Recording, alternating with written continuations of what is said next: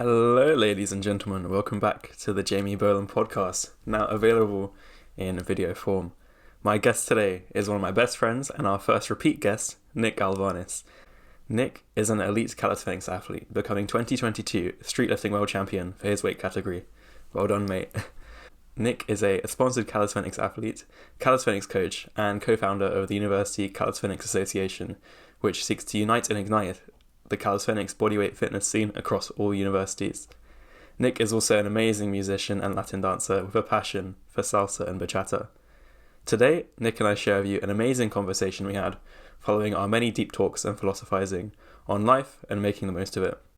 We discuss how to overcome imposter syndrome, cultivate acceptance and detachment to improve your life, and introduce our thoughts on what we've been calling Bachata Ethics, in a nutshell, exploring how we can navigate and reconcile our love of partner dances like bachata when faced with a deep analysis that prompts us to reevaluate our engagement in the activity. We touch on learning to navigate this on both an individual basis as well as within a relationship context. We've had really interesting conversations with many dancers developing our ideas on this, and we're really excited to share our thoughts. We're always developing our thoughts and are really curious to hear your own, so please feel free to contribute to the conversation with us directly or in the comments online. Now, just before we start, it would mean the world to me if you could like this podcast episode and follow this podcast on whatever streaming platforms you use, whether that's YouTube, Apple, Spotify, or wherever else you may or may not find this. You can also follow me on Instagram at jamie.a.bolam and follow my free email newsletter at jamiebolam.substack.com, where you can find updates on the podcast, irregularly, but updates nonetheless, musings and ideas on life and how we can improve our own, music recommendations, and more. Now, without further ado, I present to you Nic Alvanis.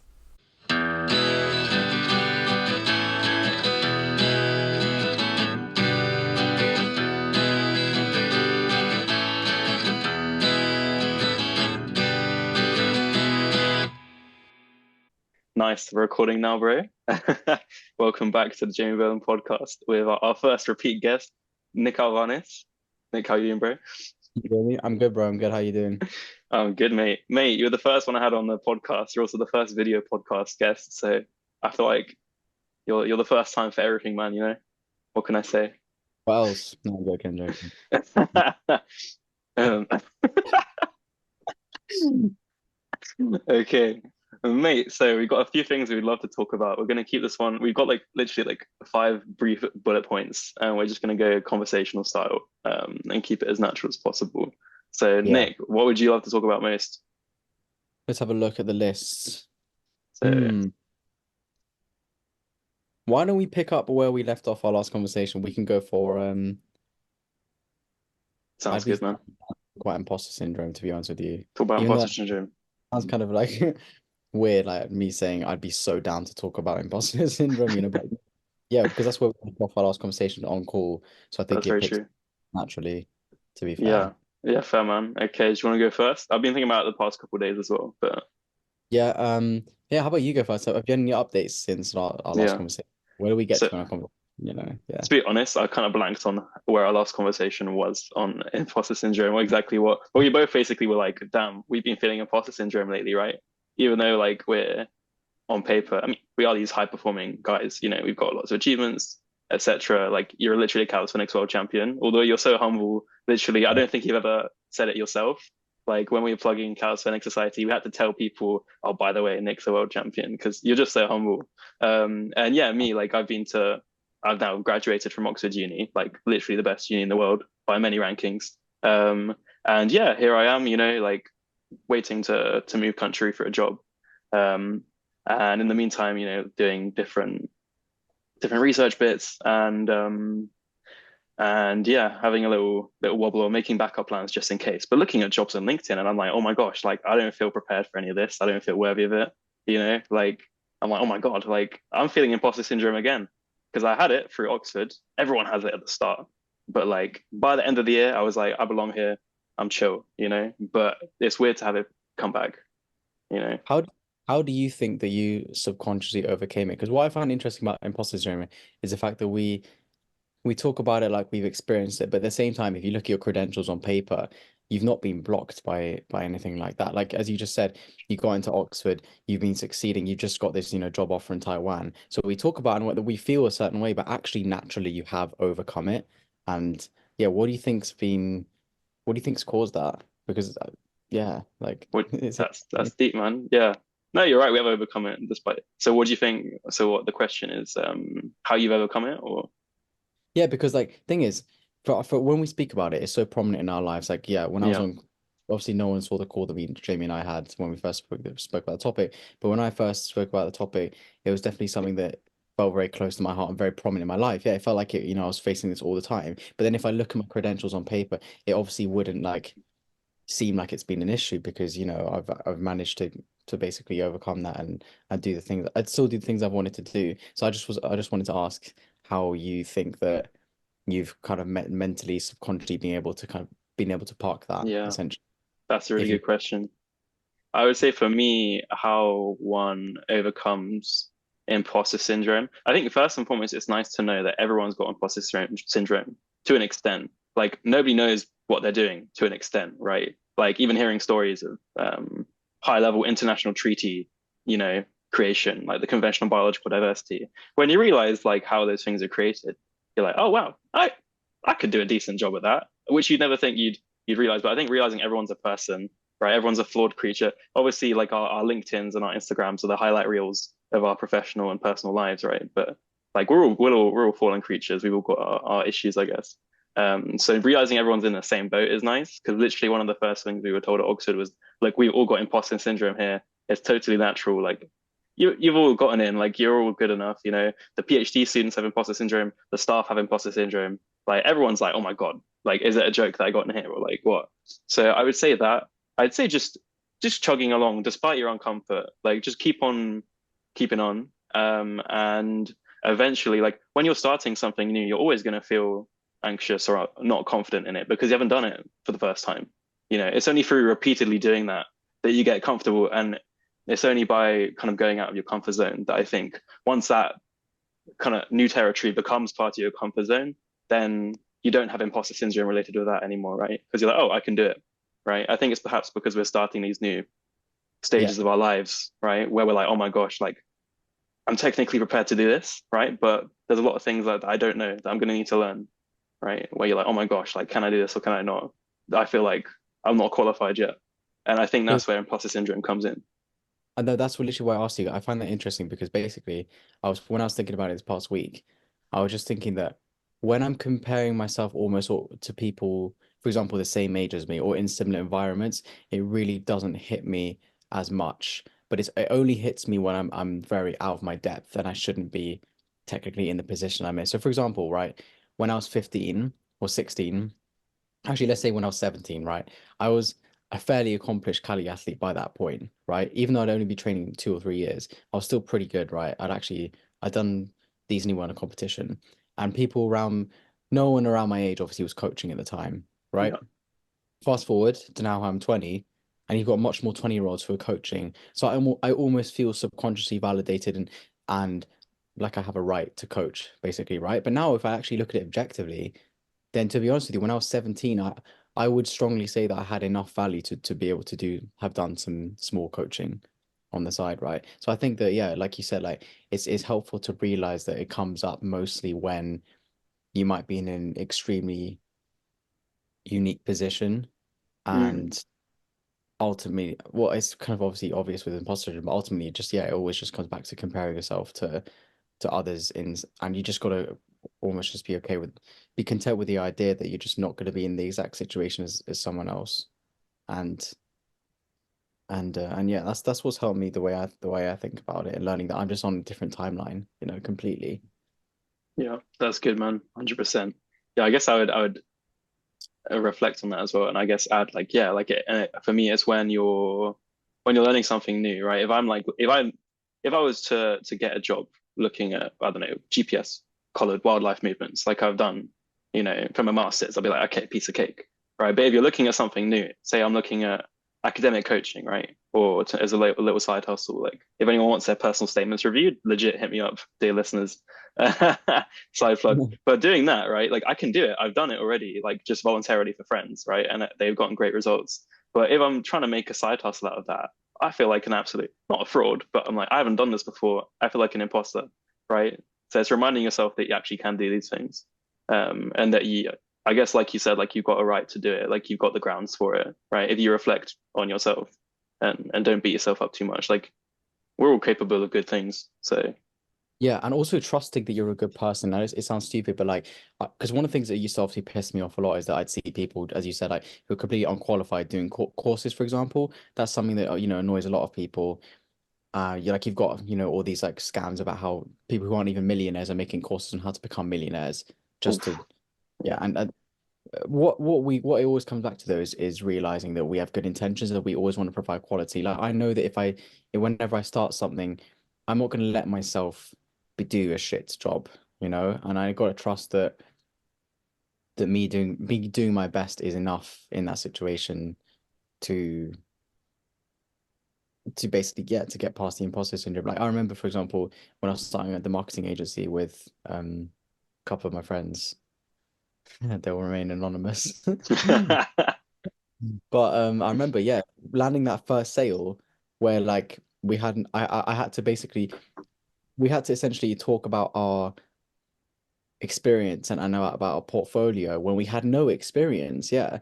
So how can you possibly come across with that much confidence to be able to land a sale when you've never done it before and you've never had a successful testimonial? Same with PTing. Like, how can you possibly say I can help you lose weight if you've never trained someone to lose weight? Then comes in the argument, should you really be teaching something that you don't know how to do and you've never done it before?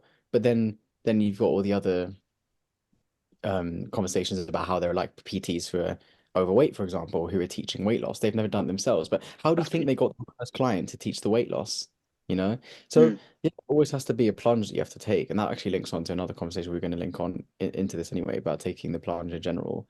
But yeah, realizing at the end of the day that you are here to like prioritizing quality essentially. If you know you're a good person and you're ethical, then you shouldn't be too worried, because obviously you have these people, unethical people making money, but in roundabout ways and behind the back ways through courses that are frankly a load of crap. But Well, like optimal hydration. Do yeah, exactly. I was telling Jamie you want about to explain hydration. that one? Yeah. I was showing Jamie about last week about hydration course someone made, how to reach elite levels of hydration, and it teaches you how to like periodize the drinking and the quantity, and like a schedule. And this guy's making bank off it. Like that for me, that's unethical. Like I will teach how you how to drink water. it's ridiculous. I mean, I wouldn't be able to sell something like that. I wouldn't be able to. Yeah. But you just do need at the end of the day that arrogant confidence, like a slight like 2% arrogant confidence, just to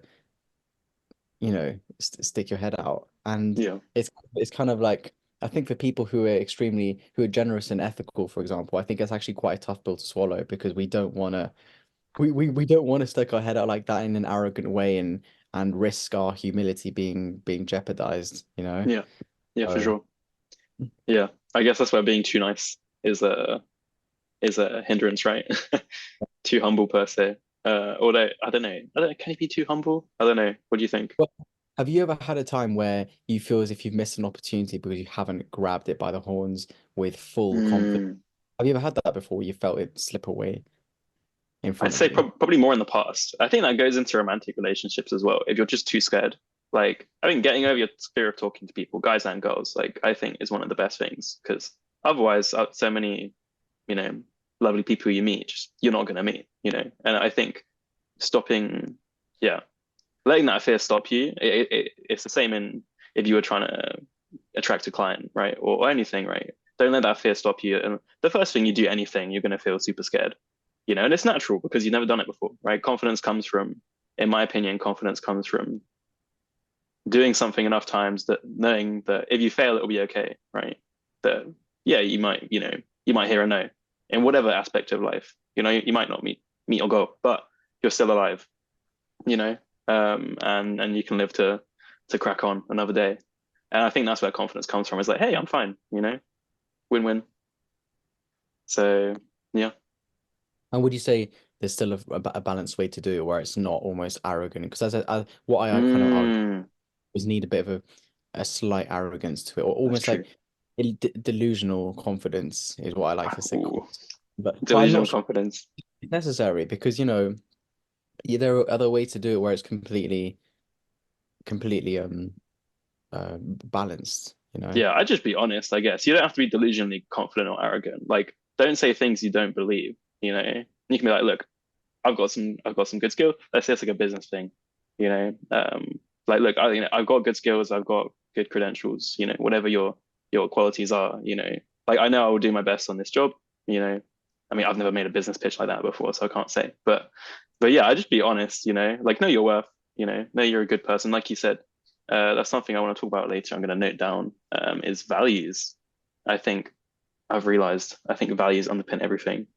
Um, but we could talk about that if you want. Do you want to talk about values? Do you want to talk about taking the plunge Yeah, sure. What do you see? Where do you see the link, I guess, with the values? with Go on. values?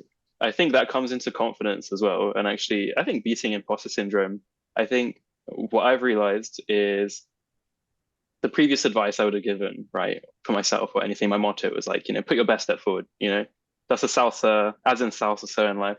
If you're putting your best foot forward, you're doing your best effort, then just trust the process. But I think now I would say reflect on your values if you want to improve your life in any aspect, and I think that will give you more peace of mind and ultimately more success than maybe anything else.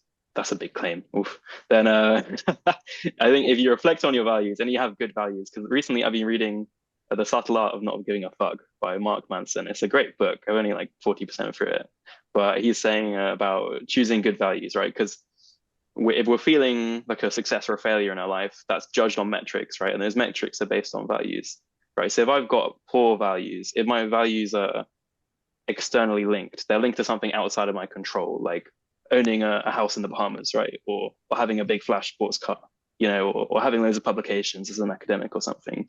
Like if those things are jeopardized in any way, right, which is out of my control, even my relationship with someone else, right? I can say I judge my success based on how I feel about my relationship with Nick, right? But I don't know what Nick actually thinks of me. Might think he likes me. I think I'm more popular, right? But that's a delusion because I can't actively quantify that, and it's beyond myself.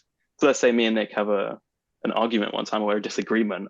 If I base all of my if I have a poor metric and a poor value, associating my value based on other people, if I disagree with them, then my value in myself is jeopardized, and I'm going to feel bad, right? Whereas if you have a good value is something that you can control at all times, right? You're fully responsible for. It's something internal, right? So being honest, if you're always honest, I guess there's some situations in which you might want to lie to save your life or something, but always being honest, right? Let's say standing up for yourself and others, right? Those are good values. Humility, kindness, those are all good values to have, right? And you can practice them every day. If you base your values on those, right? Vulnerability, bravery, base your values on them and use those as metrics for success. And if you can reflect on that and you're like, okay, in this pursuit, whatever I'm doing, am I being honest, right? Am I doing my best to be trustworthy? Am I getting out of my comfort zone? Am I trying to grow as a human being? Am I trying to provide genuine value to people? From the goodness of my heart, with no ulterior motives. Am I being honest with myself about that? Then like you're morally untouchable, right? In yourself. You can't beat yourself up about that. How are you supposed to? You can't not feel good about that, Exactly. you know? No, Monologue I think over.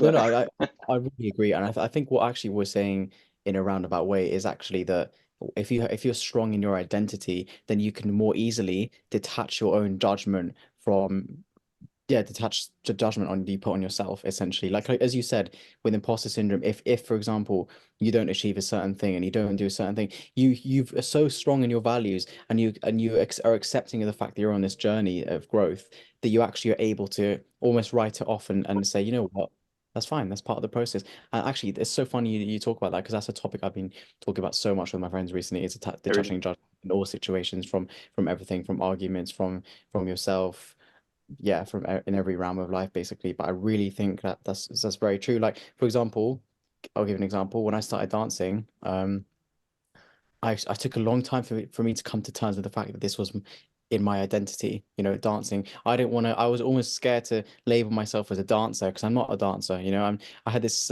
like, I guess I had the humble side come out because I really just felt almost unqualified to be able to say I am a dancer. But then there was one day where I just swallowed the pill and I said, you know what, Nick, a dancer as a definition is someone who dances. I don't need to be professional. I do not need to be the best. I don't need to be moving well. I can move like a brick and I can still be a dancer. So essentially what I'm saying is it was one day when I just accepted, Nick, you're a bloody dancer. Okay. Like whether you like it or not, whether you're shit or not, whether you're a beginner or not, you're still a dancer, and you just got to accept that. And and yeah, just that shift in mindset made me just so much more accepting of if I was, it didn't rush me to do well, didn't make me feel as if I wasn't, for example, qualified to give some advice to some beginners who I knew who were just starting, or for example, to share my insights and my experiences. Hence why in a few days I might be creating a little dance account on Instagram, just a really small one. But um also I've seen some of my friends as well who've taken some inspiration from them who are also doing this. So yeah, basically, um, just taking the plunge, I think all comes from a place of being able to just detach from the judgment you put on yourself to perform, basically. Because especially when you're high performing in the past, you really know how to put the pressure on yourself to do well. And you feel unqualified to share something if you're not credible. But really, we all have value to give in every area, despite the lack of or multitude of our experiences. That was beautifully said. No, and I think that's completely right. And bro, I've been putting, even just subconsciously, I'm obviously thinking a lot on it and trying to stop, but I put a lot of pressure on myself as well to perform, like you say. And even then, you still feel unqualified in many ways because you're like, oh, you're comparing yourself to a world expert in something. You're like, oh, I'm not a wildlife expert, blah blah blah. Or in actual fact, compared to the average Joe, I don't feel like a wildlife expert. I just feel like a guy who likes animals. But I'm a biodiversity expert compared with, you know, Bob down the road or something. So right, so like even if you don't feel qualified to do those things, yeah, like you say, I guess accepting it. I think detachment's a really great word, man.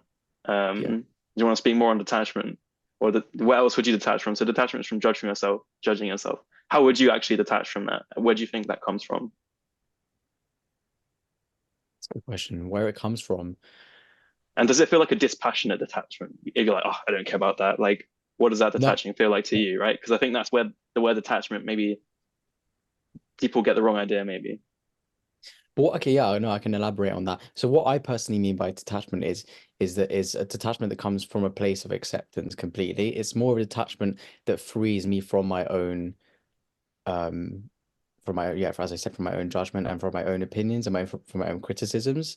So really all it means is that I'm not like losing any passion for the thing I'm talking about, or I'm still giving the same opinions. I'll give an example, right? In an argument, if someone asks me for advice and I really disapprove of something they've done, for example, let's say one of my friends has done something that I don't agree with and I think that it's pretty bad, but learning to take my judgment out the picture so I can act as an unwavering, essentially safe place for them, but equally give my objective opinions on the situation and deliver it in a gentle way so that they understand the gravity of the situation and understand where I stand morally on it, but at the same time, don't make them feel bad for it and judge for it because ultimately they're not going to come back to me for advice if I'm not a place of support. So I didn't answer your question where that detachment comes from. Yeah, it comes from a loving place, from a place of acceptance, and it doesn't in any way limit how how I can view the situation objectively. That's my experience with that. I'm still obviously developing that thought, to be honest with you. What do you think on the topic? Have you had to think? Yeah, I think absolutely the same. I'm going to ask you how you would detach in that sense. I guess that's a question I reflect on a lot. But also, I mean, I meditate every day for like at least half an hour, right? And I think meditation is a great way of realizing like we think we're the CEO of our lives. Like I think my mind, my conscious experience might be like I'm the CEO of Jamie, right? But actually, the more you realize, the more you meditate, the more you can kind of realize, okay, there are things that happen and my mind, gets agitated or an angry thought pops up or something, right? And you can choose or not. You're responsible for your actions, right? You're responsible for your emotions in the sense like you can control how you feel, but you're responsible in how you act and react to those, right? And another thing Mark Manson talks about is extreme ownership and responsibility, right? Jocko Willing talks about that. And I just adopted that mindset the other day. And it was so empowering to be like, okay, like you're fully responsible for those things. And I feel like somehow that's made me feel more detached, right? Like you're responsible for your actions and reactions. And for me, detachment, yeah, for me, it comes from, I guess, being aware, right? And watching yourself. And over time, you're going to become more and more detached. There's a quote from the Bhagavad Gita, which is a classic of Indian spirituality, um, which is roughly along the lines of you don't have the right to work. You don't have the right to the fruits of your work, right? You only have the right to work. You have the right to put in your best effort, right? And you should go as hard as possible to achieve whatever you want to achieve. Yeah. But you're not entitled to the result of that. You can't expect to get it, because if you do hang on to an outcome, right? If you want a certain outcome, then attaching to that is what creates anxiety. Oh, will I get it? Will I not? Will I achieve my goal? Will I not? Is this good or bad thing going to happen? Right? If you focus fully on the process, right, with your good values of you're a Yeah. good honest person. If you focus fully on the outcome, sorry, fully on the process, then you feel more at peace because you're like, okay, whatever happens, I've done my best. Like I'm being a good person. I'm being communicative, whatever. And hopefully you achieve your goal. But what the Bhagavad Gita says is complete detachment from the kind of fruit of that labor is what will bring you peace. What do you think? But that's just in some situation it is just incredibly hard to do. For Yeah. example, of loving relationships, and especially with like siblings and family, when you have the more love you have for a person, the more you pin your expectation on them because you want them to meet those high standards. I want the Mhm. close people around me to fulfill my expectations of what it means to be a good friend and a good partner. And when someone obviously doesn't fails that, it's easy to feel just deeply hurt and angry in these emotions. And as you said, like the ability to basically give yourself a moment of clarity is what meditation can really do, and look at it from a third party perspective is invaluable, but it's so genuinely difficult to do, and it's Super actually really fun, difficult.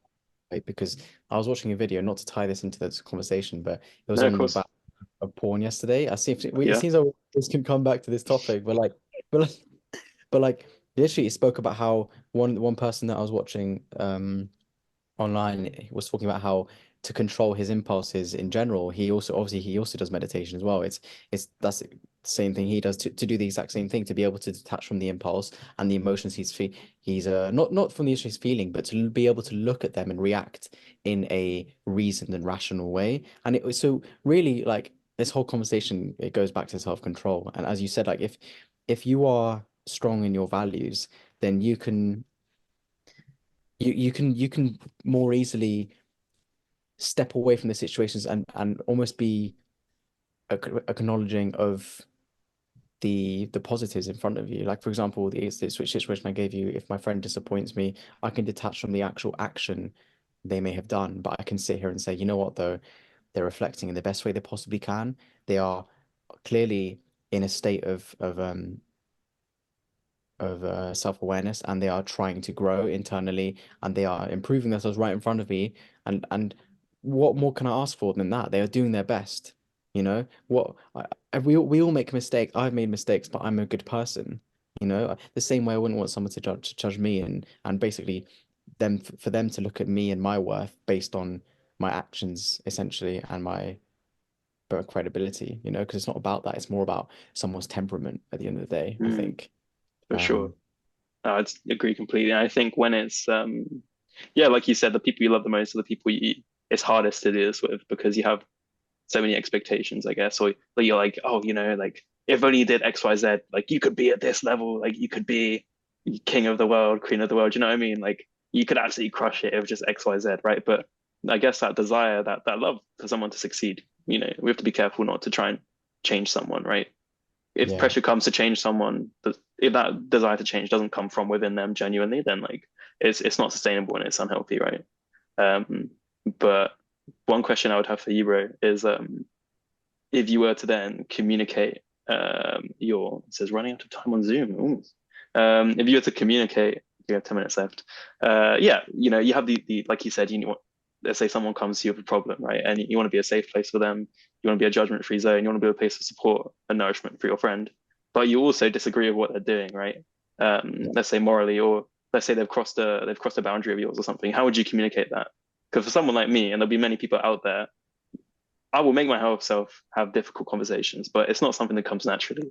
So all the time, all I need to know is like, okay, what do I say and how to communicate what my expectations and my feelings. That's a bit I struggle with.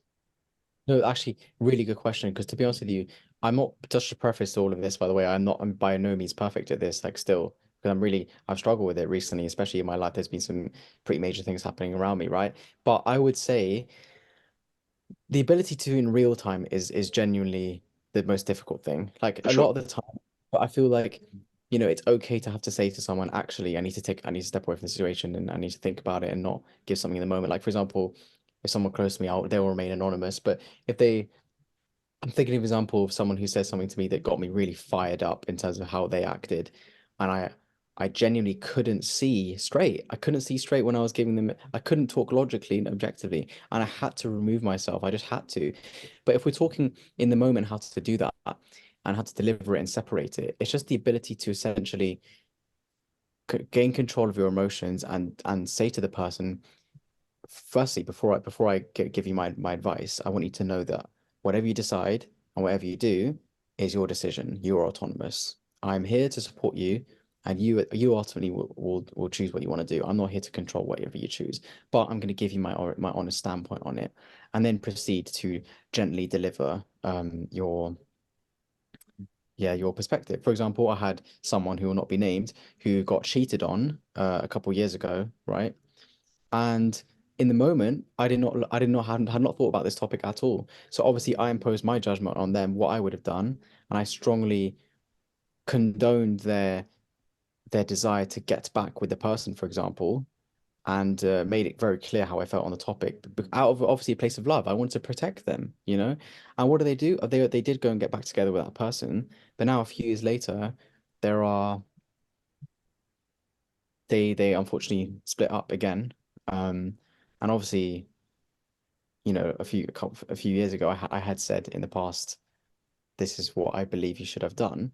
But I didn't judge that person for making that decision. I could have easily sat there and be like, well, you made a wrong decision, haha, jokes on you, like you should listen to me. But of course I'm not going to do that because I'm sensitive. Like it's not it's not going to help them anyway for me to judge them. So it was actually in this moment that was one of the prime examples that made me realize I had to detach my judgment because actually, if my judgment stayed in the picture, then really it would have been too much for them to handle. It would have been intense. It would have been not what they needed to hear. They don't need to be hearing after such a traumatic experience that, they made a mistake. They made a mistake 3 years ago that they have to dwell on now. Absolutely not. So it was in that moment where I was almost forced out of my desire to be empathetic, to harness my impulse to let out my emotions, but I still managed to deliver it and my moral standpoint essentially in a reasoned way. And actually, just to cap off my monologue, it goes back to what you said about taking accountability. Because I think once you're in your friend circle and you can really between you and your family circle and agree that you are responsible for all your actions, you almost once you all accept that, you don't need multiple harsh voices. Like for example, I made a mistake the other day that I owned up to. I'm going to own up to my boys about that. I haven't yet because I haven't called them. But I'm going to tell them on call, guys, listen, I've been harsh on myself already. I've done the analysis. And I'm not, this is not me self-soothing, by the way, but I've genuinely accepted what I've done wrong and how I'm going to move forward. And I need just you guys to be the place of acceptance right now and come from a place of understanding. I'm not asking you to be nicer on me, but I'm just asking you to not be a shadow of my own voice because I don't need another harsh voice because I've already been critical myself. So actually, it's more common within boys, definitely. But I think once you all around you understand you're responsible for this and you're what you do, then I don't need to tell someone you're wrong for getting back to someone. It was your choice in the beginning, like that's on you, mate. Sorry. Like I don't need to sit here and go, you did this, you did that. Like, no, you face the consequences, but I'm gonna be a place of support for you at the end of the day. So I don't know how we can run it back to where we started that conversation, but that's how I would say I would detach my emotions or not sorry, detach from my emotions, detach from my judgment in the moment and from my impulses. It's very difficult to do in some situations, No, really. bro, that's true. That's true. That's beautiful, man. No, and I think, like you say, once you take full responsibility for yourself and your life, instead of trying to blame other people, oh, it's his fault, blah, blah, blah, like, yeah, I think especially I was chatting about this with our friend Megan last week, and we were saying especially when you've got if you struggle with perfectionism or high performance, right, and you've got your values straight, you've got your morals straight, you're already incredibly tough on yourself. Like I'm way too harsh on myself already. Like if I were to put, that's something I'm always actively willing to, working on. But if I were to change, if I were to have two people of me, right, it's like fucking Gollum sometimes, and I have to be like, no, no, no, Jamie, like you wouldn't speak to your friend that way. Like I literally envision myself speaking to you or speaking to Dom or another friend, and that's how I try and speak to myself because it makes me way nicer to me, right? So like you say, like I think being explicit with your friends, with your family, whoever, like you said, like you're gonna say to your boys, be like, look, what I need from you guys now is to be a place of support. I've already done the analysis for myself. I already feel bad. I already know what I'm gonna be doing forwards, going forwards on this to improve. I don't need you to be a shadow of my voice. That's gonna be counterproductive, to your relationship and to your life in general. I think that's a great thing to say. And it shows great self-awareness. And I think that's going to make your life much better. So I do think that's how you improve your life step by step. Do you think there's any point where you are justified to, for example, step in and take control? Do you think there's any point where, for example, you should impose your judgment and you should um almost not detach? And for example, do you think there are any situations where you have to strike a balance and say to the person, actually, I feel like you're self-soothing by asking me to not give you my opinion because I feel like you need to hear this opinion. Are there any? I haven't come across one yet because I've just been on this journey recently. But are there any? Do you think there could be any way you actually you say to yourself, you know what, actually, I need to deliver this tough love in this way because you clearly you haven't realized that, and I feel like it's right that I do that. What do you think? I think if somebody's about to make a monumental fumble and you can clearly see it, then I think it's your duty as a friend or as Yes. someone who cares about that person. Like I'll keep things anonymous as well. And as someone I don't know too well nowadays, maybe better a couple of years ago. But yeah, I know someone who's been you know, chatting with, basically having an affair. Talking. He's got a wife, got a kid. He's been chatting with another girl online. And so our mutual friends who are close with him, I was chatting with them, and they were like, "Damn, like, what should you do in this situation?" And I was like, "Mate, like, you got to be honest. They're gonna have a talk with him, you know." Um, and like in Yeah. that situation, if I was in that situation, if one of my friends was having an affair or something like that, you need to set your, try and understand where they're coming from. But if they're making a big mistake like that, you need to understand where they're coming from. But you should be like, look, like you need to go about this in a better way than you're doing it. Even if your relationship was suboptimal, it doesn't justify cheating, right? Like you should end things first if you really needed to, like that, But your duty should always be to your kid first, etc. I think on that note, it just the judgment and what to do, it comes back to someone's temperament, like at the end of the day, because like you said with that example, and I'll give a parallel example. A couple of years ago, I cut off one of my friends because he cheated on his girlfriend. I cut him off as a friend.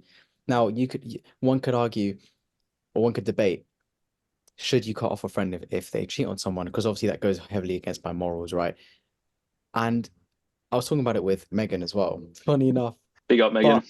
But I big up Megan for the deep combos. But actually, I got to the same conclusion, almost the same one as you, but in a different way. As in, we realized that actually it's obviously not that black and white. It's not that I would, if someone cheats, I'm going to cut them off, as in as a friend, by the way, if they're friends with me. Mm. Yeah. Relationships, but um, Just so but you know, more, we probably got like 30 seconds there. Should we do another yeah, call? Just to hold that thought. yeah, we can do the Okay, call. okay. One sec, dear listeners. Okay, we're back. So Okay, as you're saying, so you cut off a friend because he cheated on his girl. yeah, so just to pick back off, I was saying essentially agreeing with you that there are some situations when you need to impose your judgment and you need to be strong with your values and but essentially not be too accepting and too flexible because obviously if you're too flexible you bend to other people's needs and you don't want to be so moldable. So yeah, essentially what the reason why I cut off my friend is because the way he reacted was with no remorse. And obviously if one of my friends, my great friends who was an amazing person in every other aspect of life as a friend and in relationships and made a genuine mistake and and reacted with so much remorse and dealt with it differently and had a different mindset on it, I would potentially not cut them off as a friend, and I would look at it differently. And again, that all comes back to detaching your judgment. I'm detaching from my judgment on the action as a unique action in and of itself. Like as an action itself, I disapprove of it, but I'm able to look at it objectively and look at the different contextual factors and actually make a reasoned judgment and come to a good conclusion as to what I should do next. And that comes from a place of just being able to really take a step back and have that moment of clarity, like we spoke about. Um, so it basically in the long in another roundabout way, I agree with you in the sense that it's yeah, it's not always black and white, and there should definitely be moments where we step in and we make it clear and we and we put our judgment on the table. And there should be other moments where we learn to step away, if we trust the person's autonomy, if we trust their decision making, and if we respect them as a person. So yeah, man, really interesting. Bro, 100%. Yeah, and I'd agree. And I think that's something, I mean, I would literally encourage everyone to write down their boundaries because until last summer, I didn't know about my boundaries until like I'd never written them down, especially if you're too agreeable, sometimes like me. That's something you need to do because, like you say, if you're too accepting all the time, I guess that's the balance I would strike. And I've also cut off friends when they've had gaffes like that, and we just come at extreme odds, morally or value wise. And you have to do it sometimes. You should always explain to them why. I think I didn't. I was too much of a coward at the time, to be honest. I wasn't confrontational enough when I should have been. Um, but I think, yeah, gosh, I lost my train of thought. Anyways, I think sometimes it is necessary, and I think, yeah, if you're too nice, sometimes you can struggle with it. But I'd say, yeah, if you're too accepting, you're going to get trodden on, and then your boundaries mean nothing as well, right? So there are those times where you do need to be firm, and yeah, I guess use your judgment, use it wisely, hopefully. But you're the average of the five people you spend the most time with, as they say, so make sure like it makes such a world of difference having good people around you who are positive, who are supportive, like world of difference, so don't subject yourself to a suboptimal situation if you can avoid it. Yeah, definitely. For sure, bro. I That think was I was thinking, is it time for bachata ethics? We're yeah. exploring our thoughts. I was actually about to suggest that we should get into the fresh topic of bachata Okay, ethics. should we explain what do you mean by bachata ethics, right? Okay, right. This is a very controversial topic, but what we mean by bachata ethics, well, it speaks for itself. The ethics of bachata, is bachata and what I mean, we can go to the dancing in general, but we're talking Mm, specifically, but we are talking bachata here. Is bachata a healthy activity to engage in? And there've been a multitude of reasons I think that we both question this. We can go into our own experiences, but yeah, we've done some deep analysis of the activity and also some decisions to avoid some deep analysis in order to preserve our enjoyment of the activity. And yeah, I think we've had some interesting conclusions so far. Again, these are not developed thoughts completely, I'm sure. So it's going to be interesting to talk about it again. Yeah. for sure. I would add on to that as well. When I think about bachata ethics, the term what Nick and we've been exploring these ethical conundrums, right? Where um, in the world of partner dancing, right? Bachata, like there are different types of bachata, but I think we're more gearing towards bachata sensual, like sensual bachata. It's in the name, it's sensual, right? If you go into Dominican bachata, it's like like listen to the music. It's very upbeat. You could dance with your grandma. I'm not dancing sensual bachata with my grandmother, quite frankly, right? Like no thanks. You could, but exploring this, talking with guys, talking with girls, leaders and followers, hearing their perspectives, right? When it looks like a very sexual and flowy dance, right?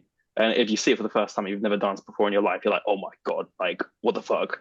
Right. And yeah, like, oh my God, that's so sexy, right?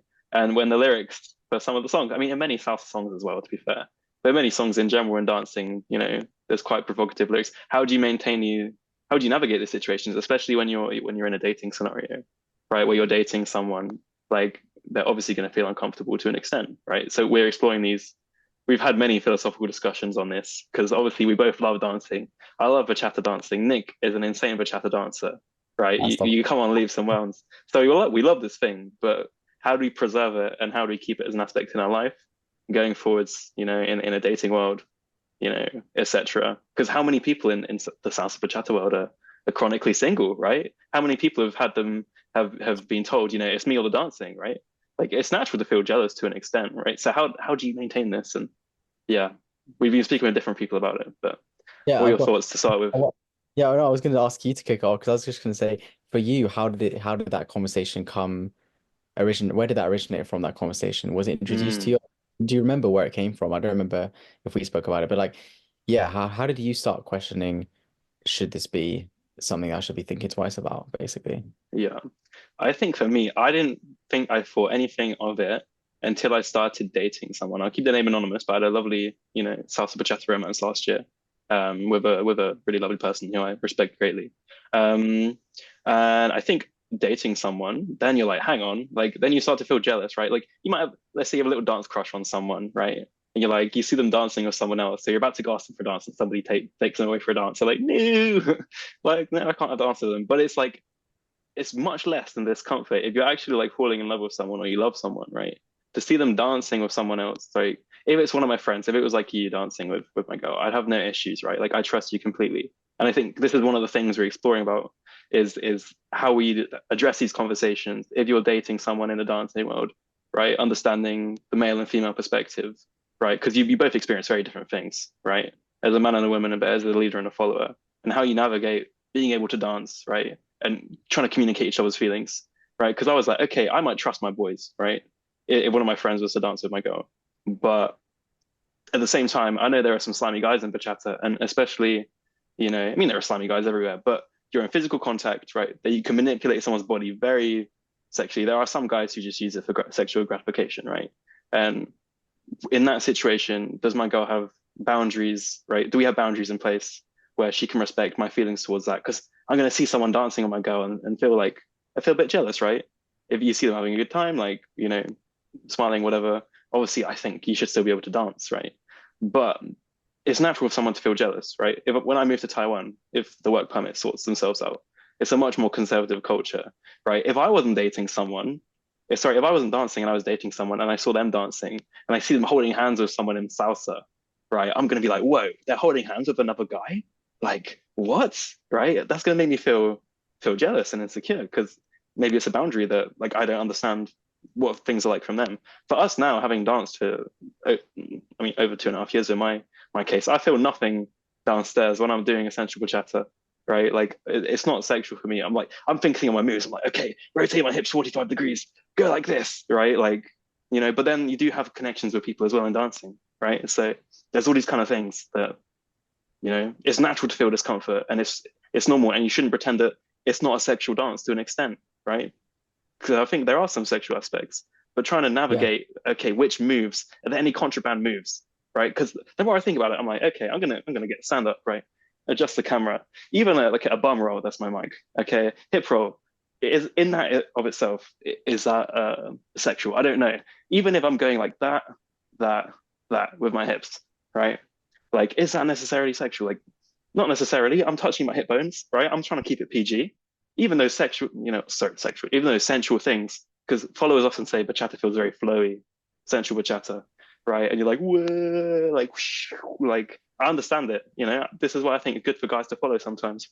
Um, Nothing necessarily not PG about that, even if it looks very, very flowy, like a body wave. What do you think, man? Would you say there's a sexual base to dancing then, or bachata specifically? Like, if you had to give an answer, would you say that there is an like intrinsically there is a sexual base to bachata? I think if you listen to the lyrics, man, learn some Spanish. Sexo con ropa, sexo clothes, right? Obviously, there are What? some really nice romantic ones. I think if you think about dancing in general, there are some exceptions to dancing where maybe it's like guys and guys, right? But in partner dancing in general, it is generally men and women dancing together, right? Like, I mean, now especially, in some of the dance circles, like it's more normal for a woman to be like, oh, I want to lead a bit, or for a guy to follow, and I think that's great and should be encouraged as well. And I think you can learn a lot. But in general, it's men dancing with women, right? And I think there is that undeniable basis. Like you're opening yourself up to have that possibility of a connection with someone, and you're going to learn very quickly from dancing with someone whether you have a chemistry and connection or not. You're going to learn very quickly, and it is a great way to meet people as well. So that potential for connection is obviously strongly there. And yeah, if you're dancing with someone, you're like, oh my gosh, they're so gorgeous and sexy, and they're a great dancer. Of course, you're gonna have a even more sick time than if they were a great dancer and you didn't feel attracted to them, right? I Yeah. don't know. What do you think? No, I mean, actually, to bring it back to the biology, because you're a biologist. I mean, if we're looking at evolutionarily speaking, which I don't want to be honest with you, because I again I enjoy bachata so much. I don't want to. I almost don't want to break it down this much, but at the same time, dancing is the roots of dancing is in mating, for example. And back in the 1920s, I think you told me this. If you go and ask a lady to dance, at your local dance hall, what does that imply? Well, it implies you're interested in her, you know? So, and actually, as men, even some of my friends around me, they've told me naturally, you told me this, I think, or someone else, I don't I can't remember. remember. I don't want to bait anyone here, but someone told me that when naturally as a man, when you're choosing a girl to dance with on the dance floor, you will assume the prettier girls are better dancers, and you will naturally gravitate towards the prettier girls. I think And I said something along the lines of that. I was like, honest it's so perspective. Not that I'm dance. assuming they're a better dancer, but if I don't know who's a good dancer or not, then like instinctively, I'm going to go for someone who I think is at least cute, right? And Exactly. I say I've made mistakes. I've chosen someone who's a terrible dancer, right? And sometimes I've judged people for their appearance, right?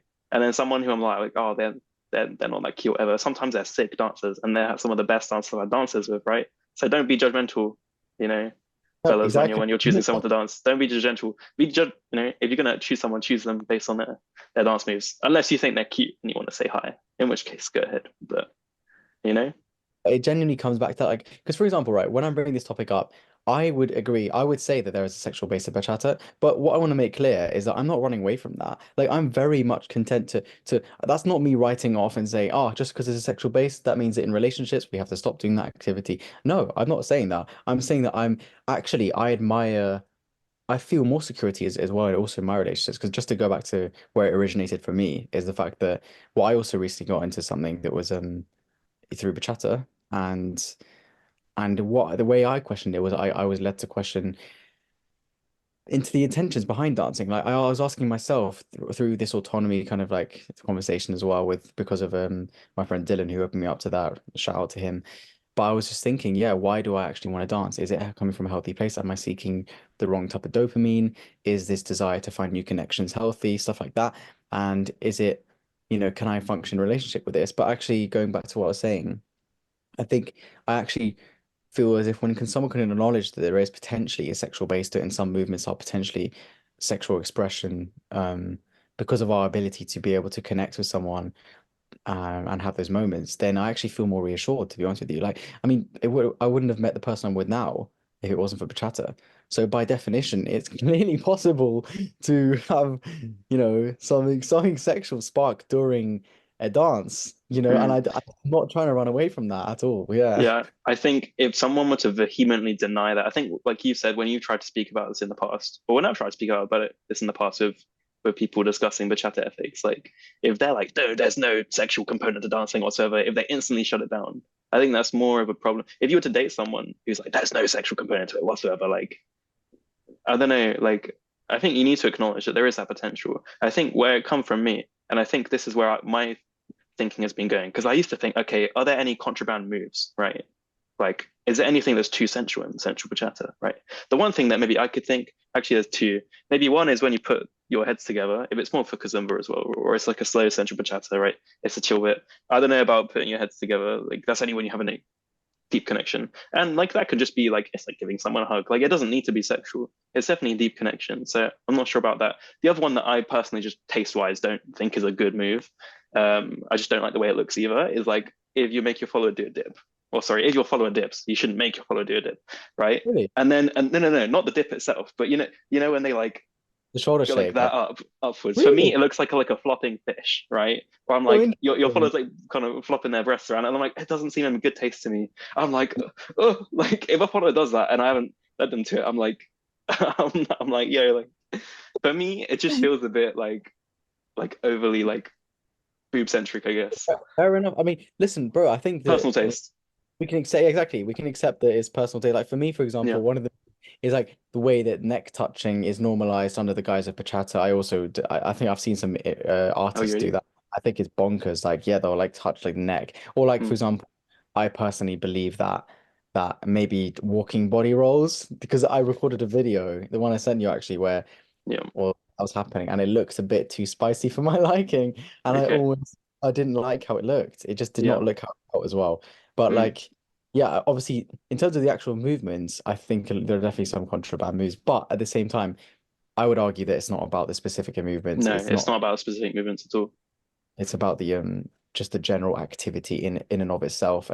And for me, this is my again personal opinion, but my issue with it was my more just my intentions, my desires. As you said, we can accept if we unpack it from the beginning, there are by definition slimy people in bachata. Yes, there is a There's low slimy entry, people everywhere. Yeah. very low entry barrier, easy to get sexual gratification easily, easy to get what you want. That's why you get slimy guys coming in and slimy girls, by the way, but more often Yeah. to be Oh fair. yeah. I've had some slimy eyebrow wiggles in my time. I'm like, "Ugh, no Oh, thanks." some real cougars as well, like real life cougars. But I mean, point is though, that is already like agreed on. We have Yeah. yes, we do have this level to it. There are people who come here purely for the sexual aspect. I have literal friends who told me they started bachata to meet girls. So by That definition, doesn't yes. make them slimy per se, but No, but to I be have fair, I heard mean, some guys talk about some of the girls in a way which I'm not at all happy with, right? yeah, But that definitely. doesn't mean there aren't most of the community is lovely, right? Just want to make that clear, Yeah, right? But exactly. there are slimy people everywhere. Exactly. We can accept that there's a small segment Yeah, we could put aside and say yes. Now, if we're talking about the people who are normal dance, like let's say me and you, like who enjoy yeah, dancing, we're talking about the deeper roots of it is what I am interested in. mm, This yeah, because accepting that there are slimy people is kind of just like almost a given because yes, they're just because of the low entry barrier, it is literally it is unavoidable almost like it's gonna happen. It happens in every walk of life. Like this, as you said, there are slimy guys, and you can find slimy guys in salsa. You can find slimy mm, guys in calisthenics. You can find slimy guys everywhere, like you said, and yeah, slimy girls. So yeah, yeah. That's true. Yeah, for sure. I guess for me, what I would say my because I've been thinking, biomechanically, like, is there any sus move? And I'm not sure that there is. And I think what it comes down to, and I do want to spend some time talking about perspectives from a man and a woman's perspective, right? Because I yeah, think they're different, and I wish people could understand each other more, right? And I think if we understood each other more, then it'd be better to navigate these kind of conversations. But I think what it comes down for me is the intention behind it. And yeah, the girl I was previously dating, we had a good definition of what cheating was, right? And I thought it was a really good definition. I think it's the best. So I'd encourage everyone else to adopt it. But what we defined cheating as was any action, right, with the intent behind it to explore a romantic or sexual connection with someone. So and you have to hold yourself accountable to that. You need to be honest as fuck with yourself, right? Because that doesn't mean, oh, if they didn't sleep together, it's not cheating. No, like I think that's the best catch-all definition of cheating, right? Because if you're actively exploring a sexual or romantic connection with someone, that could just be talking to them, that could be asking them for a dance, right? That intention is what breaks trust, right? If I know that you're dancing with my girl, or my girl's dancing with one of my friends or whoever, and I know that her values are rock solid, right? And I know she's unshakable, and that doesn't mean to say, I want to put a caveat here. That doesn't mean if you're dancing with someone, obviously, once you're dating someone, you're not magically not feeling attraction to other people. Other people are still sexually attractive, right? And you shouldn't not dance with someone just because you think they're cute. If they're a great dancer, like you don't want to judge someone just for the crime of being attractive in your eyes, right? Like you can still, but you need to be clear in your mind. Okay, look, yeah, I might feel that attraction, but I'm not going to act on it. I'm not doing anything. I'm literally just here to dance because they're a good dancer. I'm going to keep it hella PG. Having that, holding yourself to account, being honest with yourself. And if you can trust that your girl's doing that as well, then for me, there's no issue, right? And if I think yeah, like you said, one of the best dancers in Leo that you said, oh, like I struggle to say no to guys, or if you're put in those kind of awkward situations with a slimy guy. So this is why I think it's important to have those conversations from a man's perspective with your follower or with your girl. You can both lead and follow. I do both. yes, To have those conversations, right? And say, look, I'm not worried about you know, doing a bum roll with someone per se. What is important for me able to navigate a situation and a relationship in a bachata world is the intention behind it, right? And that I know that our intentions are both good and rock solid, right? And that I know that if there's a guy out there who's being slimy, right, and is, you know, googling you or whatever, or doing any sort of moves, that you can put up your own boundaries with him, right? Because those guys are there, and you don't want. I used to think, of course, if you see someone looking at your girl, you might get a bit jealous or defensive because you want to protect her, right? But like, if you have a beautiful girlfriend, then like, of course, people are going to look at them. Of course, they're going to think, wow, she's attractive, right? Nick's a lucky guy, right? That's perfectly fine. That's life. You need to get comfortable with that. But I think as long as you have that trust within yourself, within your partnership, of, and that intention, and knowing that if somebody else comes with that intention towards one of you, that you can just be like, no thanks. For me, But if you that can establish that, that's like, then you can bachata away, right? But that trust that takes time to build up, right? If you just started dating someone, of course you're gonna feel uncomfortable. Um, you know, what do you think? no, I love everything you said. And just to add on to that, I find it so interesting because it just takes a level of brutal honesty that you feel is sometimes so unattainable in other people. Like, I mean, I'm not going to obviously trying to sound arrogant here, right? But like, I feel lucky enough to have got to the point because of the group of good people around me that I can be very brutally honest with myself and take accountability, even in those instances, like you said, of micro cheating. When, for example, I get maybe 2 minutes of external validation from interaction with a girl who I know maybe likes me, for example. But I'm just saying, oh well, so I'm not acting on it, nothing big. But I know that I'm entertaining a romantic interest for 2 minutes. And that to be able to acknowledge that and be honest with yourself when you know you could get away with something like that and just not and basically, disguise it under anything you want is Mm, a maturity, to be honest with you. And that's why, again, well, like I said before, for me, it comes down to the person's temperament.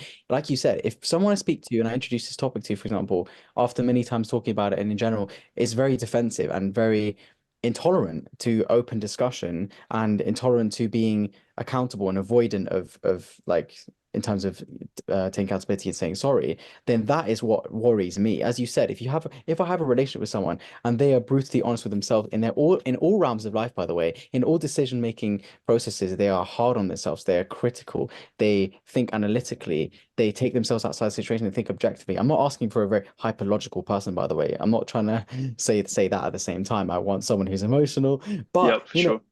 that is maturity for me at the end of the day, and that's what matters for me in terms of like boundaries and bachata ethics. Like you said, if I can see that my partner in general, I don't need to spoon feed her in terms of like I don't need to teach them how to set a boundary, and they can do that by themselves, and they can automatically notice when they are essentially trying to disguise intentions, then that's what I respect. That's exactly why I said at the beginning that I don't like to run away from this sexual base. I actually prefer when my partner can come and say to me, you know what? You know what, Nick? I actually will admit perhaps there is a sexual base to bachata, and actually I do get some joy from those instant dopamine connections and searching for new connections. If someone said that to me, I would actually genuinely say, I bloody respect you for being Yeah, so honest with me because that may be the truth. And that's, by the way, that's not me saying I expect that because for some people it's genuinely not the case. Some people genuinely like dancing with, granddads and don't think of it like that. But yeah, if you can acknowledge that and be that open and that tolerant, and you can look at it objectively and make an autonomous decision and set your own boundaries, then I can trust you to basically act in the right way and I can just relax essentially. That's how I would approach the topic and how I would personally feel like I can get to a point where I could totally relax in terms of the bachata ethics. And that's not to say, by the way, that we don't, there won't be misjudgments. Like definitely, it's not going to be perfect. Like I made a misjudgment once in my life where I thought that someone wasn't interested in me in bachata, but I read it completely wrong. You know. Um, and yeah, it's not perfect, but again, it's about the temperament, it's about the reaction, it's about me going, right, as soon as I realize that, I'm gonna set a clear boundary and I'm gonna show my partner that I can set a boundary and I'm not gonna have to be help someone have to hold my hand to set a boundary. Because then they're going to be worried and stuff. Yeah, I just think it's super interesting, especially because just to cap my thoughts off as well, because bachata is obviously very developed. It's just developing right now. It's gaining a lot of popularity. So it's not a hugely discussed topic, and it's something different. Like it's not the same as normal dancing. So really, there's not actually a lot of discussion around this topic publicly. I know that there's a mm, lot of people spoken about this before, but it's super interesting to unpack because, and as Jamie kind of joked about at the beginning, there is this, like undying a single population in bachata, and there's no one, there's hardly any successful couple that I've personally seen except artists, obviously, in the bachata. And dancing world. Yeah, I've actually, to be fair on that note, be very interested to hear about what some other people have to say about the topic. for sure. Uh, Because I think for me, like, yeah, like non-negotiable for me, like that my future partner dances. Like, I want to be dancing salsa and bachata with them. At my wedding, making breakfast in the morning. Like, it's great. Like, why would I not want that? It's such a lovely thing, right? So navigating this, but then also, yeah, seeing, I guess, yeah, how many relationships don't seem to navigate these boundaries, these dynamics, and do crash and burn, right? Like obviously there are some couples in the dance world that do work out. It's been a couple of years and they all seem to have very good communication. The ones that I've asked, who have been together for a couple of years, they say it comes down to trust, where it's like, look, like, you know, I trust my partner's gonna come back gonna come back with me at the end of the night. They can dance with who they want here. I guess they trust their intentions, right? They have good intentions, they have good morals and values, and they trust each other, right? That trust takes time to build. If you've just started dating someone, those things take time, and I would encourage you to have those discussions. But what I'd Definitely. love to chat with about Bachata Ethics now, Nick, is from a guy's perspective, what do you wish girls would know about how you feel and navigate about this? And I've spoken with a couple of girls about this as well, so I'd love to at least attempt to say, from a bachata point of view, how it is for the girls, right? When we're expressing these concerns of each other, right? What do you think? What do you Wait, think you wish, or yeah, what do you think? what do I think they wish they would know about my opinion on the topic, did you say? Like in terms of any Yeah, it's girl. like it's like it's like, what do you think guys wish girls knew about bachata, or their experience of it, and vice versa, right? So, okay, how about I start for an example, Yeah, you right? can start. You can start. So obviously, okay, we're saying guys and girls, leaders and followers. As a follower, you have much less control over the dance, right? Like as a leader, you have the responsibility of which moves you do. So if there's some moves that you don't like, or you can just choose not to do it, right? But as a follower, you just have to follow it, right? And you can put up boundaries to an extent. You can choose your frame, right? You can choose how close you're getting to someone. But if they're suggesting you do a booty roll or a dip or a body roll, right? Like you just you go along with it. Um, and for a lot of people, when I've spoken about sensual bachata, because I'm like, look, it looks sensual, right? It looks sexy. It looks very flowy. For a lot of followers, are like, look, I just like the way it feels, right?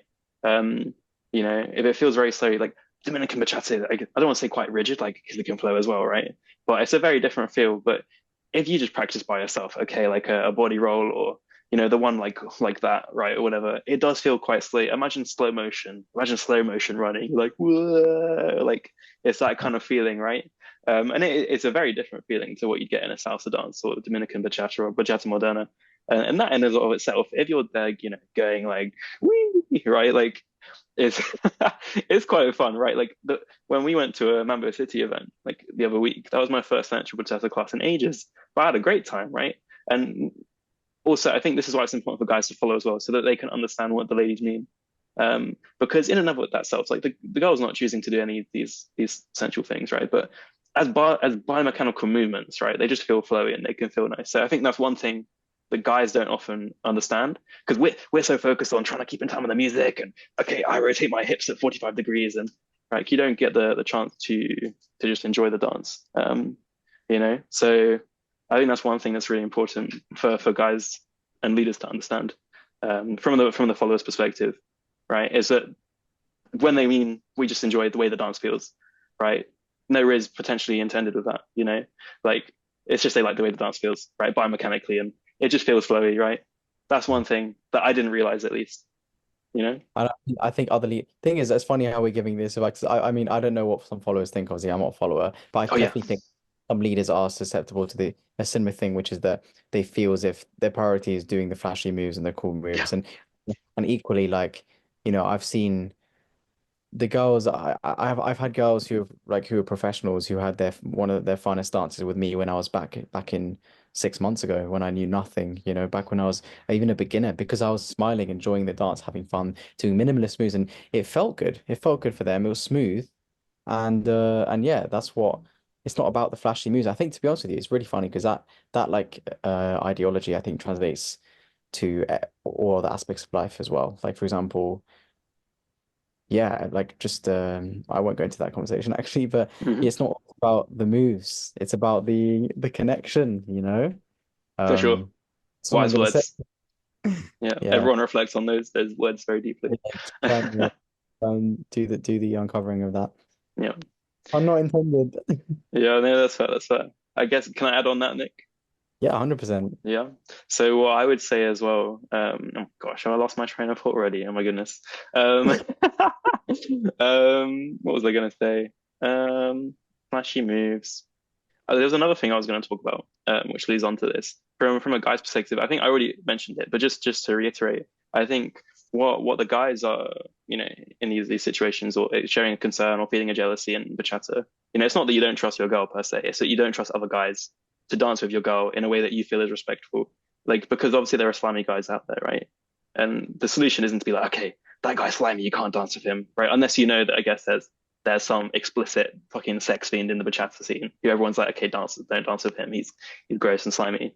But I think for guys to feel more chill in that, I mean, you have to trust your partner, of course. But I think knowing that your partner can set boundaries and can recognize, when when another guy is being creepy, because the girl's not doing anything wrong per se, just doing the bachata dancing and following, right?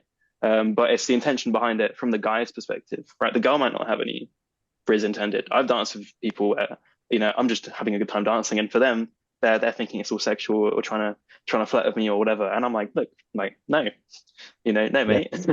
Right. So in that situation, look, ladies, you haven't necessarily done anything wrong. What your guy might be worried about is the intentions of other guys. And so what I think he would need from you is just to know that you can set your boundaries, right? And that you can navigate these situations. And that's how you trust each other. You can't control what another guy does. You can only control what you do and what you react to, right? And I think that's where I think that would solve a lot of problems if people just spoke about this.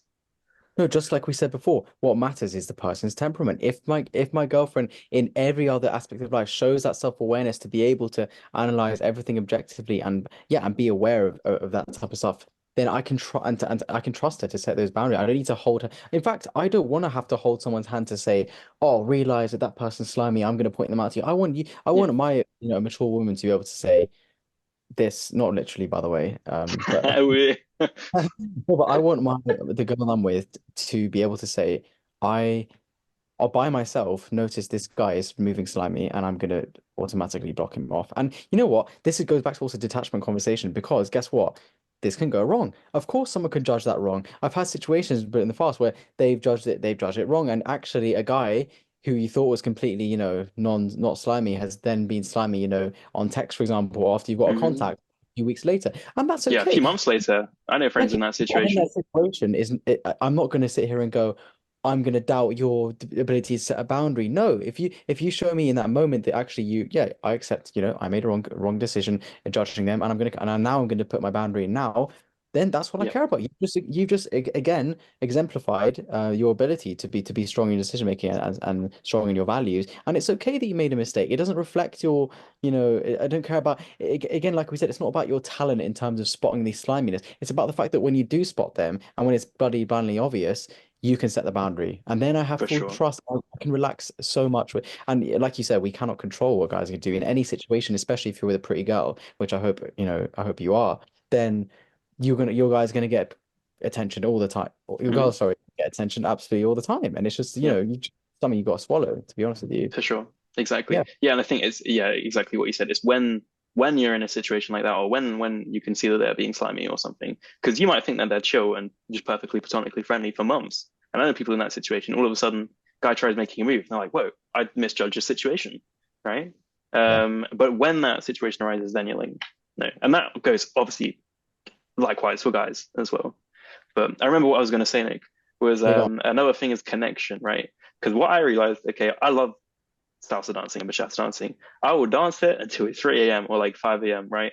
Um, but I don't like dancing by myself. Like, imagine if you went to a regular club, right? Or like reggaeton music's good, but like if I was in a club and there's reggaeton or whatever kind of music, and I'm just dancing by myself, bouncing around, like that's not my kind of dancing. I don't like that, right? So what I like is dancing with someone. That can be a guy as well. I had loads of great dances with you and the boys. And that's some of my funnest dances, to be honest. Ladies, you have competition. But yeah, so what we're doing then, what I really like, we're all social creatures, but what I like is dancing with that connection because the two of you together make something more beautiful. You have this connection between you. You have these fun moves. You're just messing around, right? And so it's that connection, right? That's the bit that we enjoy. It's that social connection. So how do you then navigate that? Obviously, it makes you feel uncomfortable if you're dating someone in bachata world, and they're like, "Look, I'm dancing." Obviously, there's a connection you want to make with people that you enjoy through dancing. But it's like, how do you navigate that when somebody's like, okay, I'm having a connection with someone else, right? Doesn't mean that it's like you're like, oh my god, he's got a connection with someone else. Ugh. Like, how do you navigate that? Because like it could just be a exactly. complete platonic dancing connection, right? We're just having fun, like we're monkeys dancing around together to the sound of some steel strings, right? platonic is obviously not a one question, but the second thing that I mean, my personal take on this is very interesting today because this is the point of conversation we obviously got to, and we Mm. realize, right, is this desire for connection? Is it unhealthy? Should I be looking for these instant dopamine rushes? Is there a sexual base to it? But actually, the bachata dancers also watching this podcast right now. If you are, you're probably thinking by this point, oh, these guys like shut the fuck up, like just lighten up a bit, just dance and forget.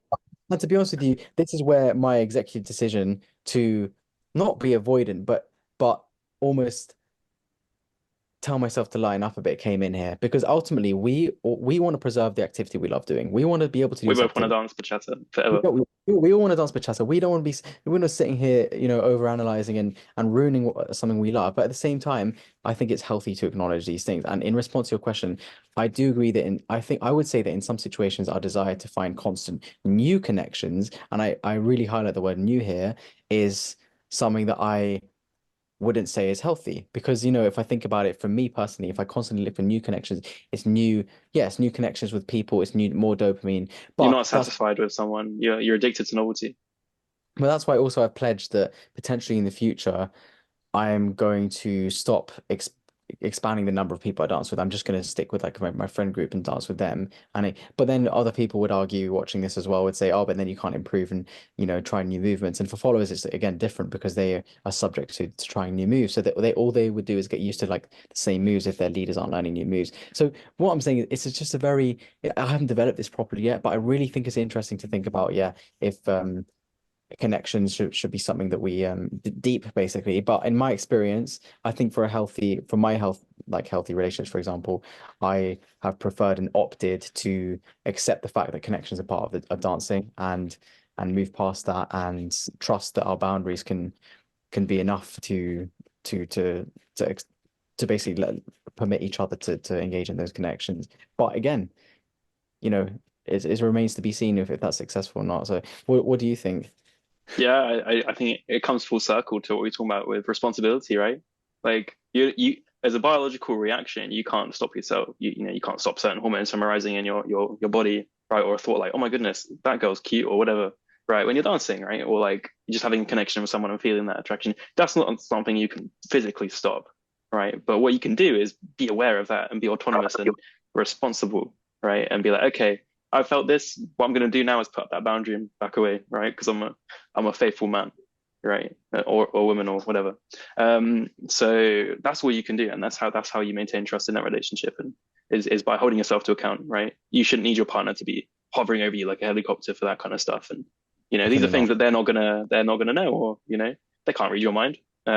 So Yeah. it's just being real with yourself and being honest. And yeah, I mean that connection is why we do the dancing, right? It's fun to dance with people, right? We're a tribe, we're a cult. um, so yeah, that's part of the dance. But again, like you say, on the other hand, lighten up, enjoy the dance, smile. Remember the smile. Don't be so focused on your moves like I was at the start of my year at Oxford. I was so focused on doing my moves. I maybe even had a frown on my face, right? And some guy came up to you, was like, "Yo, Jamie, speak moves, but remember to smile. Remember to have fun." That's something I've always remembered. Because the music's sick. Just enjoy having a little bop around. Yeah, Yeah. man. Okay. Should we, So there's less than uh, a minute left of the meeting. let's do one more meeting really quick to wrap it up because I got some. Okay, yeah, let's do it, man. Okay. All right, bro. Okay. Recording three. What were we saying, Nick? We were wrapping up. Where do we leave off? Where do we leave off? Connection. Just enjoy the dance. Yeah, just enjoy it, man. Like we've said all this stuff. I think it's incredibly important to be aware of and to navigate and to have those conversations. Like, please, please, please. Um, and yeah, be honest and responsible with yourself. But remember to enjoy the dance, right? Like that's why we do it. Um, Yeah, because the thing is, that one thing I want to ask you really quickly is the fact for that sure. for me, obviously, connection is my favorite thing about dancing, undeniably in bachata. And salsa too. There are different types of connections, as Jamie touched on, completely different feelings. Um, But this is something I want to preserve. This is something I would want to continue doing. So I encourage, yeah, everyone to have these conversations to be able to engage in the activities they want to in the most healthy way. But also I almost have sometimes questioned whether or not I enjoy dancing without the connection because I've also just something I admire actually in a lot of the girls, like there are a lot of girls I know in relationships who are very good at setting boundaries during the dance. Like there have been times when I physically cannot get close to a girl during the dance and do sensual moves because I mean I really like sensual bachata, like the movements, and I've been blocked. And I actually, when that happens to me, I have a moment of like I really respect that, and I actually really love that they can that it gives me hope that boundaries can be set on both ends. This is another conversation that obviously we can get into, but like, a lot of followers spoken to have obviously expressed that it is undeniably more difficult for a follower since they are the ones subject to the moves.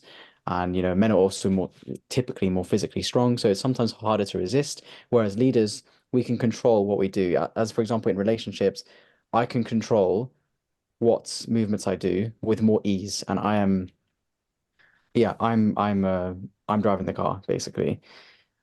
So therefore, I am more responsible in some respect. But what's the interesting conversation here is the fact that I don't think that that takes off and that takes away the responsibility the followers do have. Because when I see that followers can put those boundaries in place, I definitely respect that. And once again, it comes back to temperament. If someone around you is obviously denying that, and if your immediate reaction might be, oh no, but it's not, sometimes we can't control it. You're right. Sometimes you can't control it. Sometimes you can't control if a guy starts touching you, for example, and you know, if you're in shadow position, he starts, Yeah, being maybe creepy.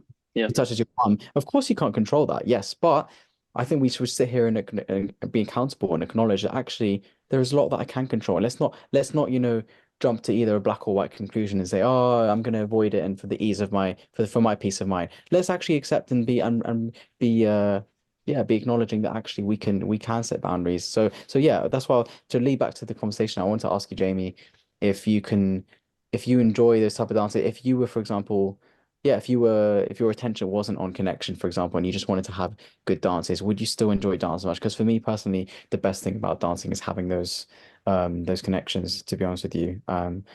Whether they feel platonic, obviously they feel like dancing, but whatever we may argue them to be, I enjoy Yeah. those most. So would you Yeah. continue if it wasn't for that? I think I think you're right. I think reflecting on it, I think for me, connection is the most important part of the dance, right? Like there's some music, that's all fun. But the most memorable dances, the most fun dances I've had, with you, with I don't know, my friends like Paco, big up Paco, always enjoy your dances with you, bro. That's for, guys and girls. The most fun dances are the ones where you have that connection, right? You're just yeah, you're just connecting, you're vibing, you're like looking in each other's eyes, you're having a giggle, right? Or whatever. Or it could be a more sensual one, more like, less cheeky and fun. I mean, more intense. It could be a more sexual one if it's with the girl you're dating or your bachata crush or whatever.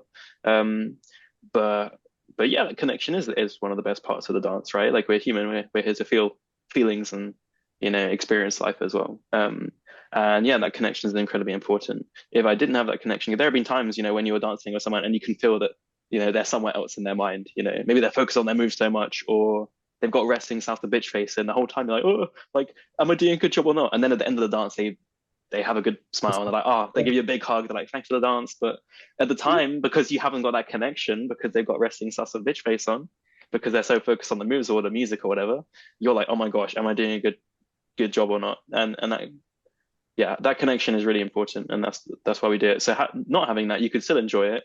You can enjoy the moves, but if you kind of feel like you're kind of dancing with someone, but not with someone, like then it's not as fun, you know. Oh Um, man. so yeah, having that connection in the dance is really important in my opinion, and that makes it the best thing. So I can dance by myself, like I can practice my shines and stuff, right? And I have bachata and salsa on 24/7. If you saw me in lectures last year, I've always got a bachata wiggle on my bum or like a kazumba wiggle, right? In my seat, I'm like this, right? Um, but yeah, the connection's the best part.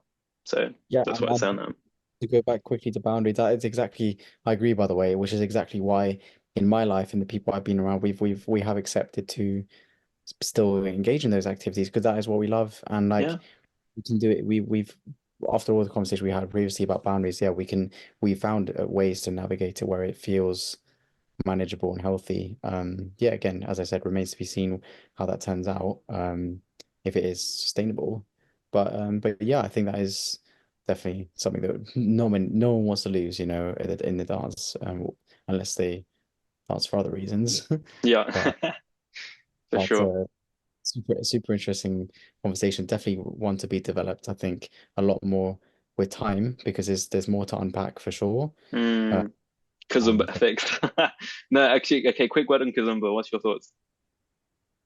In terms of thoughts on what? Like, isn't if I was in a relationship or if it's like something I would do personally or what? I guess in general, I say for me, I love Kazumba music. I think it slaps over it's Francophone, Portuguese, I think it's great. I love the moves. I think it's cool. It's like you can put some tango in there. I think it's fantastic. I love the dance. It's dance much closer. It is dance traditionally, chest to chest. Well, yes, belly to belly as well. Nothing below the hips, right? So there are ways like if you learn Kazumba properly, like there are these boundaries. You're not grabbing someone's ass or grinding on, hips on each other. I've seen people doing that, right? I've seen one of our old teachers, you know, when his girlfriend's not there, being immoral. And yeah, you see people, and I've heard slimy stories of people in Kazumba, of guys in Kazumba, very slimy stories. But it's like we've said, anyway, there are lots of people who just enjoy it, for the dance it is, and are totally respectable. So I think because it is closer physically, it can have maybe greater discomfort, and these are things to discuss. But I don't think as a dance, I don't think there's anything.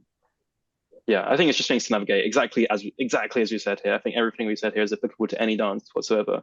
The moves are different. Yeah, you're physically closer. You're basically giving someone a hug, to an extent, but you can also have your frame. The moves are different. They're cool and flashy. But I think everything we've said here applies exactly the same. Same mistakes. I agree with you totally. I mean, for me personally, but obviously Kazumba, I haven't got the experience in terms of the connection in Kazumba.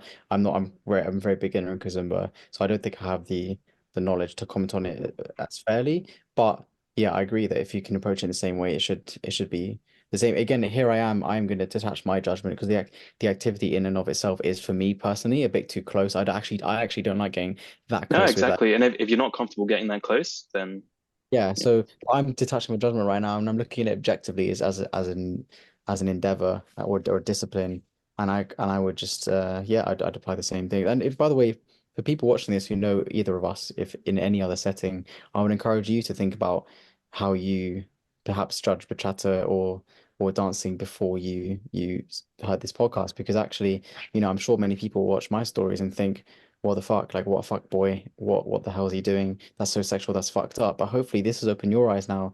I think it's just a good reminder to always just don't be so judgmental. yeah, Everything's like, to give it the time of day. Be empathetic and try and understand it. And yeah, my initial reaction, even when you asked me about Kazimba, was initially, but yeah. yeah, but Mhm. I can appreciate that it can be approached in the same respect, 100%. I think so. But I think another thing to add is, if somebody's like, oh, it's just a dance, like it's so close, but also like if you're just uncomfortable with someone being that close, that's perfectly fine. If you're not comfortable with that, like a lot of people aren't, that's completely fine. Like that's not Yeah. invalid at all, right? Say if you're dating someone and you're like, look, I want you to dance, I want you to have a great time. But if you're just chest to chest with someone else, like that's just not something I'm comfortable with. That's perfectly fine. Like please share your thoughts. And I guess another thing maybe on the not on the flip side of that, but like the first time I danced salsa, I was like, oh my gosh, oh, I'm holding hands with a girl, oh, right? Or the first time you're dancing bachata, right? And I was dancing with this guy I had a big bachata crush on at the time, and like seeing someone's hips in bachata, I was like, oh my goodness, I was like, God is real, right? And you're like, oh my goodness. But after a while of doing these things, like we're just desensitized. Like it's not like I'm dancing around with a bone or anything. Like no, like I feel nothing downstairs when we're dancing these things now. I'm just focused on the dance, having a good time. But like That's it's a few times now. It's getting a bit sus. what's that? Roasted that's 2 times now. It's getting a bit sus. What's getting sus? Yeah, I don't put anything downstairs. He's repeated that twice Yeah. now. And Oh I, no, everything's functional. But yeah, I guess in the in anyway, um that's jokes. I'm gonna keep that in. I would just say, I guess it's the same for Kazumba. Even if you're like, oh my gosh, they're so close, they're chest to chest, right? Doesn't mean necessarily the first time you do it, you're gonna feel very awkward. Like when I've been in Kazumba classes as beginners, everyone feels awkward because they're like, oh my gosh, this is so close. Yuck, right? This is so awkward. I'm physically tensed up like that, right? It's just desensitization. And after a while, you don't think anything of it. Whereas to an outsider's point of view, you're like, oh my goodness, like, it's fucked what are they up. doing? That's messed up. But when you're actually dancing that, if you're just like, okay, this is just Kazumba, this is just what we do, right?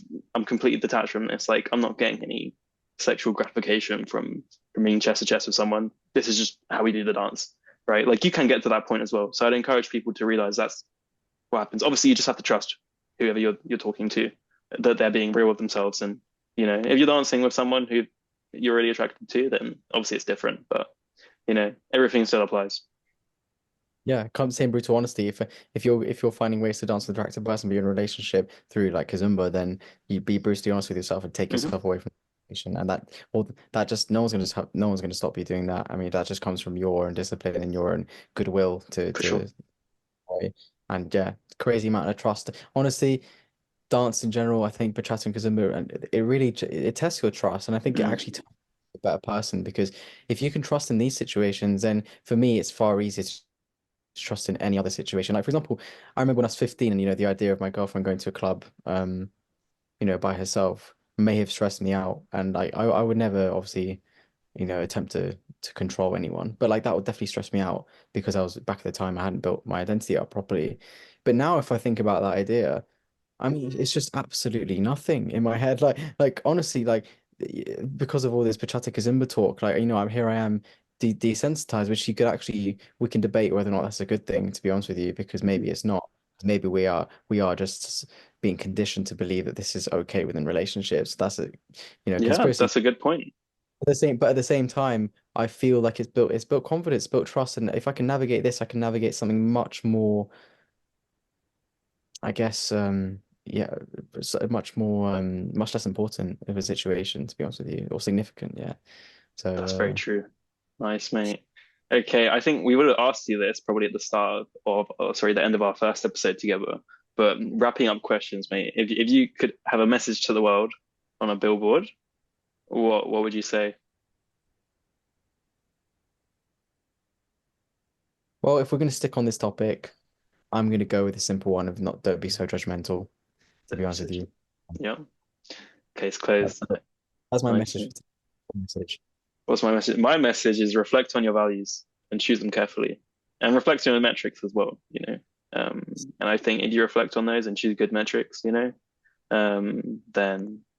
yeah, you are going to have a much more peaceful life, and you're going to be able to yeah, feel more tranquil and more emboldened as well in certain situations. To do what is in line with those values and not beat yourself up, even if you're gonna, even if that outcome's not what you want. If you're like, okay, I've acted within my values, you're going to feel way better. I promise you, Yes, for exactly. sure. Nice, mate. Cool. I think we'll leave it there, Great conversation. Thanks for having me, Jamie, again. Guys, mate. make sure to subscribe to his channel. Yeah, Thank you very appreciate it. much. Yeah, and where can people find you, Nick? People can find me on Instagram, nick.blue, or well, LinkedIn as well. Nicholas Alvanis is my full name. Yeah, If you want to, professional, yeah. And if you want to reach out to any of us on these topics, because we are open-minded. If you for if sure. you've stirred a thought, then please, add your thoughts in the comments or send a message. Because as we said, we're developing these thoughts. These are by no means like coming from like a shrine of thoughts. So let's yeah. Yeah, we might come back to this conversation in the year and be like, I disagree with everything I've said, or you might be like, okay, like I've changed my mind on some things, or we've developed it, right? Like so, yeah, like Nick says, this is just developing thoughts as a result of many conversations. So please add your own thoughts in the comments, DM us, like whatever, grab us in person, and yeah, let's philosophize. Cool. Nice, mate. Okay, much love, bro. Mad respects and love for you having you on again. Absolute pleasure as always, bro. Love you very much. Love you, man. Okay. Oh, see you soon, bro. Ciao, ciao.